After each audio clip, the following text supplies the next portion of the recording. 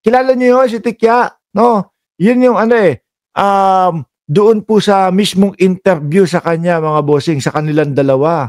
O, eto po si Atty. Claire. Oh. So, 3 months na iinip na kayo. 6 years na dating Pangulong Duterte, walang ganito. Hindi kayo naiinip. Eh, yung mga DDS. Yung mga DDS naman kasi, wala namang mga kakwenta-kwentang tao yung mga yan. Basta na lang banat ng banat, ayaw nila sa presidente. Oh, kung ano-ano mga sasabihin nila. Oho. 'Di ba? Kung ano-ano na lang ang sasabihin ng mga DDS. Sinasabi nila dito kay Pangulong Bongbong Marcos, mga bossing, eh walang kakwenta-kwentang pamahalaan. Pero yung kay Pangulong Duterte, 6 na taon. Sino ba na ipakulong nila? Si Greco Bellica, naiyakin. Hanggang ngayon sinasabi may mga napakulong sila. Pero wala naman. Si Tunying na mismo ang nagsasabi, ha? Oh, miyembro po yun ng INC, mga bossing. Si Tunying na ang nagsasabi. Walang naipakulong sa panahon ni dating Pangulong Duterte. Pero eto, tatlong buwan, mga kababayan, 3 buwan sinimulan po ng ICI, no? Yung pag-iimbestiga. O simula nga, 3 buwan simula nung nalaman ng Pangulo eh. Di ba, mga kababayan? At ngayon, nagtayo ng ICI. Naglagay ng mga sumbong mo sa Pangulo. Lahat ho yan. Kailangan, mga bossing, talagang isang puro, no? Bago magsampa ng kaso. Hindi pwede yung pabarabara na kagaya nung kay dating Pangulong Duterte, na trip ko to, kasuhan ko to, trip ko to, patayin ko to. Hindi pwedeng ganoon, no? Hindi tayo pwedeng lumabag sa karapatang pantao dahil kapag ka ganoon, baka naman yung mga iba dyan, kawawa naman. Mapagbintangan lang, sisirain yung buhay. 'Di ba? Eto, sharpshooter ang Pangulo. Bakit to, mga kababayan? Kailangan sigurado pag kinasuhan ay mapapasok sa oblo. At kailangan hindi pwede yung kapwa natin Pilipino pagbibintangan mo lang, masisira yung buhay at yung panahon ng kanyang buhay ay masasayang dahil doon sa pagbibintang lang. 'Di ba? Kailangan sigurado 100%. 'Di ba, Atty. Claire? Oh. 'Di ba? Ito. Alaya, ikaw. Ay, pwede nyo itong panoorin doon sa mismong channel ni Atty. Claire Castro, ha? Alam nyo naman yung niya.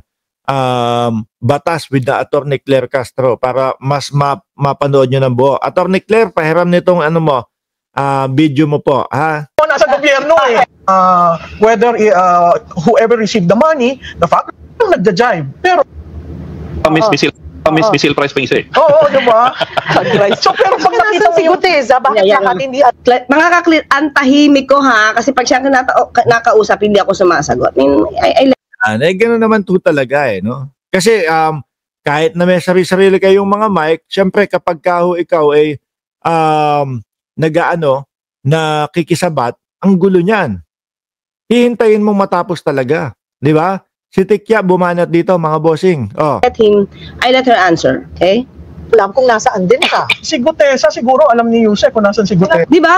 Ayan, dyan nag-umpisa. At alam mo kung kanino at kung sino ang nag-umpisa, mga kababayan. Di ba? Biruin mo naman, tatanungin mo, si Gutesa, siguro alam ni Atty. Claire Castro kung nasa si Gutesa. Sila yung kampo nila yung naglabas niyan Si Marcoleta ang naglabas niyan, mga kababayan nag-uumpisa siya ng isang bagay na hindi niya kayang tapusin, no? Sino ang BASTOS? Siya. Inanalyze ko kung ano yung sinabi. Inanalyze ko kung sino yung kung sino yung kung ano yung sinasabi niya BASTOS Bastos pala siya. No, siya nagsimula niyan Kung sana si Atty. Claire Castro ang nagpalutang diyan kay Gutesa, hindi naman Tapos you want me to say that in a nicer way? And who started it? Siya. No, bastos naman talaga yung mga DDS na yan. Bukod sa bastos, kupal pa yung mga yan. Kung ang dating Pangulong Duterte nga, kinupal di ba? Shiro Kansaki. Kung ang dating Pangulong Duterte, kinupal Ano sinabi nila kay dating Pangulong Duterte? Nako, Pangulo, dating Pangulo, pupunta po kami diyan sa mga mautog ninyo. Tapos wala namang mga wala namang mga nagsidalo. Kakaunti naman silang nagsidalo. Di po ba? Iilan lang ang mga nagsidalo sa kanila. Umasa yung dating Pangulong Duterte bago makulong na madaming pupunta doon sa mga mautog-mautog nila. Ano nangyari? Wala. Nga. Di ba? Who started it? Trying to insinuate something?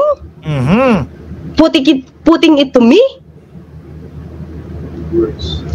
Hala! Who's rude? Bakit naman sa akin ang bibintang? Baka kayo may alam. Hindi, kayo hindi naman ko alam yata kasi. ang kakilala yan. Hindi, ikaw nasa gobyerno eh. Pero teka lang, sino ba nag-present sa kanila? Di ba? Yun lang yun eh. Kayo nasa gobyerno eh. Yung mga simpleng palusot ni Tikya na gano'n, kayo yung nasa gobyerno. Tsaka ito ang kinaiinisyan ko dito, mga bossing. No, ang plastic nito. Ang plastic. Bakit? Yung tipo bang, ako simpleng mamamayan lang. Parang gustong iiwas yung sarili sa pagiging DDS. Dapat ito, mga DDS, kinakahiyan nyo nitong Itong si Tikya eh. Hindi proud sa inyo. Di ba? Yung nagtatag, simpleng tao lang po ako. Tayo mga kababayan, kahit pa paano, talagang rektahan natin sinasabi na sinusuportahan natin, no? Ang gobyerno ni Pangulong Bongbong Marcos, kinakahiya yung pagiging DDS. Dahil kapag nasasabi na sumusuporta kayo, iniiwas niya yung sarili niya. Simpleng tao lang po ako eh. No? Sino ba? Teka lang, sino ba nag-present sa kanila na taga-gobyerno din, di ba?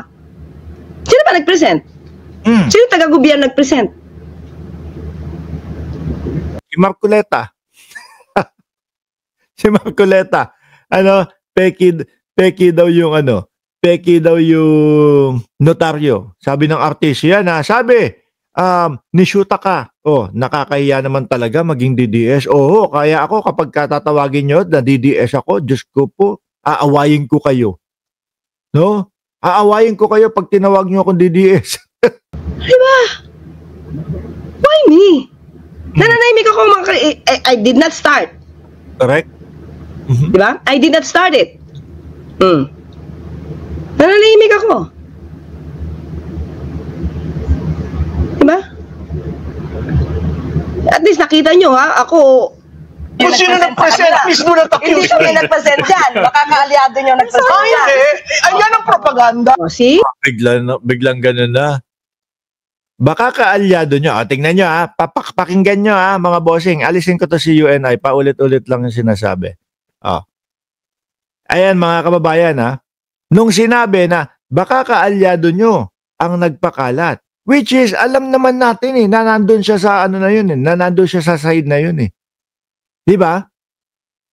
Tapos biglang, yun ang propaganda. Yung parang yung ganito, yung taba dito nanginginig kapag ka nasasabing gano'n, baka yan ang propaganda.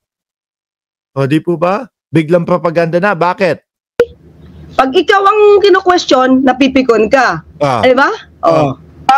Tinatawanan ko lang. Pero mo ang assertion mo, ako kasama. Putang ina. Sorry. Baka mamaya bigla na lang tumikwas doon o baka biglang bumagsak na lang doon sa kinauupuan. Ma-high blood. Ba't mo hinahanap sa akin? Baka alam mo. Alam mo, pag ikaw ang estado, never mind. Di ba? Hindi niya kayang ipaliwanag yun. Alam mo, pag ikaw ang estado, parang parehas lang ho yan, mga kababayan. Doon sa, alam mo, ang Pilipinas, nagwa-water cannon din, Mr. Chair. Tapos yung hindi na may paliwanag, mga boss chief mo, sir, ay nataranta na. No? Mr. Chair, ang Pilipinas ay nagwa-water cannon din. Mr. Chair, ang water cannon is a facility. Yung kanya naman, alam niya na hindi niya na kaya na ipaliwanag, never mind. No? Biglang sasabi, nirerespeto ko ang programa kasi hindi niya na kayang ipaliwanag yun. Di ba? Ako, ikaw estado, teka lang, sino ba nag-present dito? Di ba? Si Marcoleta. No? Estado din. Parte din ng gobyerno. Di ba? Saka sila nakakaalam na nasa Marines. Nasa mga kaibigan sa Marines. Oh. Yun, si ano mismo nagsabi no, si Defensor mismo nagsabi no, na ngayon iba na ho ang sinasabi ni Defensor, mga kababayan. Hilong-hilo na din si Defensor. Tingin ko kasama ito sa makakasuhan ng sedisyon si Defensor. Kaya wala na, hirap na mga bossing, no? Hirap na si Defensor. Isa pa din ho yun. Iba-iba na kung ano sinasabi. O, tuloy. Anong issue meron tong si Tikia? Diba? I respect this show. I do not want to... Respect sa show. Yun na lang ang masasabi. Di ba, Almondly? I respect the show. Pero ang totoo niyan, mga kababayan, hindi niya na kayang duktungan pa o ipaliwanag yung gusto niya sabihin. Di ba? Go to the gutter. I do not want go to the gutter, but you started it. You're putting something to me. But you are representing government. Still, O ano ibig sabihin nun? Kung siya ang nag-representa, alam niya kung nasa si Gutesa. Pagkatapos ho, nung magsalita yung si Gutesa, mga kababayan, uwian na ho yan eh. Di ba? Uwian naman. Wala naman pong pag-aresto, mga Boss Jeep Amuser eh. Oh, bakit ngayon niya sasabihin na, oy, ikaw ang taga-government eh. Ano ang ano niya doon? Paano niya ipapaliwanag yun? Ikaw ang taga-gobyerno eh. Dahil hindi niya kayang ipaliwanag, mga Boss Jeep Amuser, ay ayoko na lang pumunta dyan sa topic na yan. Siya nag-umpisa. bakit ko malalaman? Hindi ako nag-present dyan. Oh, bakit mo sa akin ipapaturo? You can always say it in a very nice way. Gusto niya ngayon, very nice way. Pagkatapos mambastos. Pagkatapos bumira. Dahil soft-spoken nga yung tao. No? Dahil soft-spoken nga po, mga kababayan. Gusto niyang isipin ng taong bayan na, sumisigaw na si Claire Castro. Hindi, inumpisahan mo eh. Inumpisahan niya. Siyempre, tataas ang boses niyan. Nananahimik yung tao, di ba? Bicolano vlog, She is demanding for me to say it in a nice way. Who started it? Nananahimik ako. Mga DDS, uumpisahan kayo niyan pero hindi kayang tapusin. Mahihina ang mga kukote niyang mga yan. Mahihina po yung mga ulo ng mga DDS na yan. Nice way ba yung pagsabi mo sa malamang alam niyo? Why would you make such insinuation? Naku, Hanggang dyan lang yung mga duwag naman din yung mga yan eh. Di ba? hindi ko yun na-call out, mga ka-clear. Halimbawa, hindi ko napakinggan. Ano isipin ng tao sa sinabi mo? Itinatago ng gobyerno si Gutesa. Kasi yan po ngayon, mga Boss Chief Amuser, ang kanilang naratibo. Itinatago ng gobyerno